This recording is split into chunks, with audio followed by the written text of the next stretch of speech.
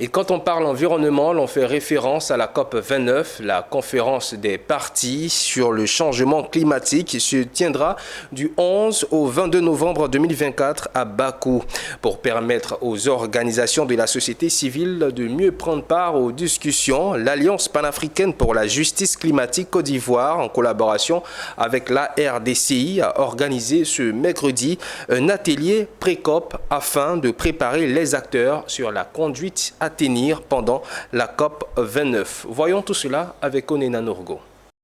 Mieux se préparer afin de contribuer à enrichir les débats lors de la conférence des parties sur les changements climatiques COP 29 prévue du 11 au 22 novembre 2024 en Azerbaïdjan. C'est l'objectif de cet atelier pré-COP organisé le mercredi 16 octobre 2024 à Abidjan par l'Alliance panafricaine pour la justice climatique Côte d'Ivoire, PACJA. Pour le PACJA et la RDCI, il s'agit d'outiller ces organisations de la société civile afin d'amener les grandes entreprises à tenir leurs promesses en tenant compte des enfants et des femmes.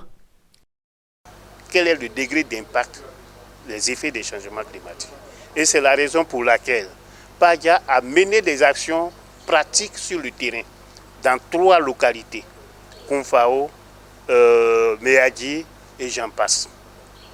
Et les effets que nous avons sentis, c'est que la population est véritablement impactée par les effets des changements climatiques.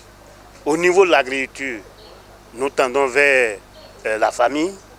Au niveau même des eaux, on a constaté qu'il n'existe pas suffisamment d'eau qui permettrait aux éleveurs pour pouvoir développer leur élevage.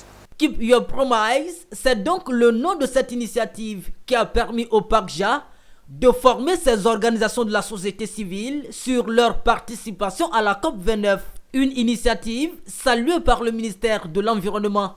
Nous voulons que la voix des sans-voix, la voix des paysans, soit entendue de façon véritable pour que nous puissions aussi bénéficier, si vous voulez, des initiatives qui sont prises à la COP, par exemple les fonds contre les dommages et préjudices, également les fonds sur l'adaptation, les fonds aussi en matière d'atténuation que nous partons rechercher à travers des projets à la COP 29.